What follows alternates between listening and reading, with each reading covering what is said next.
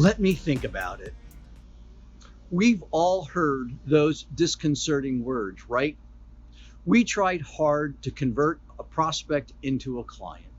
We made our best pitch, but we couldn't cross the goal line. But did we make our best pitch? And was it the prospect who didn't want to cross the goal line? Hi, I'm Rod Burkert, and welcome to my Practice Development Corner, the place where business valuation professionals like you come to learn how to turn the practice they have into the practice they want. I believe that understanding buyer psychology to get the work is just as important as having the technical skills to do the work. Maybe even more so, because if you can't get the work, you can't do the work. A while back, I came across a buyer psychology framework in a Facebook group I belong to. When I studied it, it really, and I mean really, put me in my prospect's shoes. Here's the model. Let's deconstruct it. As you can see, the axes of the model are trust/believability and urgency/need. So first, does the prospect trust us enough to believe that we can do the work? Can we do what we say we can do? Trust and believability are a function of our authority. Do we have specialized knowledge? Are we known for that expertise? And have we been recognized for it? And second, how urgent is the prospect's need to get the work done? Is there a trial next month, or is the estate tax return due in 6 or 9 months? Urgency and need are a function of where we catch the prospect in their buying process. Now, the flux between believability and need creates a classic Eisenhower box with 4 quadrants. Let's look at those 4 quadrants now. The first box is complacency, high believability coupled with low need, which leads to inertia. The prospect believes we can do the work, but there is no urgency to motivate them to act now.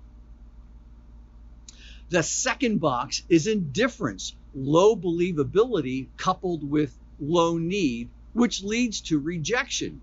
If a prospect doesn't believe we are a fit for the work and there is no urgent need to get the work done, there is little likelihood that we're going to close a sale here. The third box is skepticism, low believability coupled with high need, which leads to objections. Here, the prospect is interested because they have an urgent need, but they won't commit because they haven't totally bought into what we're selling them. The fourth box is enthusiasm, high believability, high need, which leads to conversion. Finally, the stars align. The prospect believes we can solve their problem, and the prospect reached out to us when their need became urgent. The so what here is that a sale is won or lost at the tipping point of a decision. And a decision in our favor happens when a prospect's trust in the believability of our services intersects with the urgency of their needs. So when the prospect says, "Let me think about it," our job is to figure out what box the prospect is in: complacency, indifference, or skepticism. Then we need to ask probing questions to determine what the stall, excuse, or objection is. And with our responses, we can move the prospect up the axis of believability or right on the axis of need. If prospects are low on believability, can we convince them we can do the work? Does our website provide case studies or testimonials? Does our LinkedIn profile have recommendations?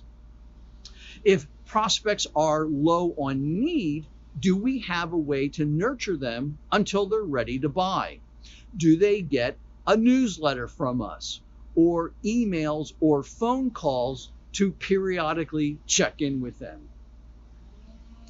In real life, when a prospect says to me, "Let me think about it," I say, "Gee, that response usually means either you are not interested right now, low need, or you are interested but not sure, low believability. Which is it for you?" If the prospect says not interested, there is not much I can do except to continue to stay in touch without being a PITA.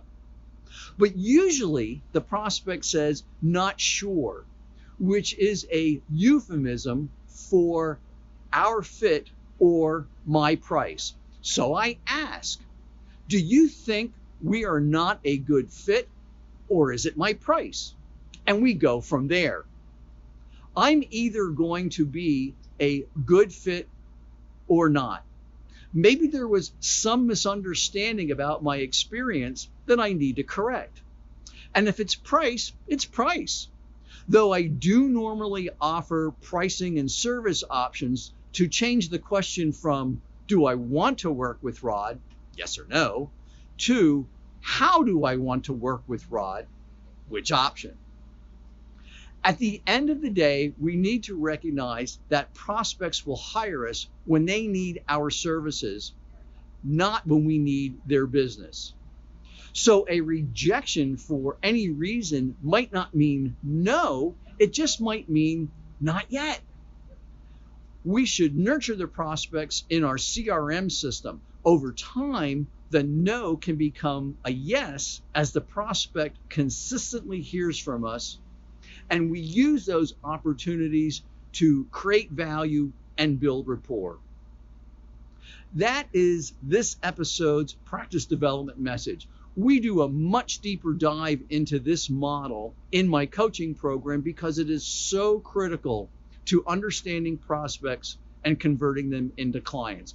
Hopefully, this brief introduction is helpful and you can put it to use in your practice. Let me know what you think by taking just a few seconds to like, comment on, or share this video. Thanks for watching.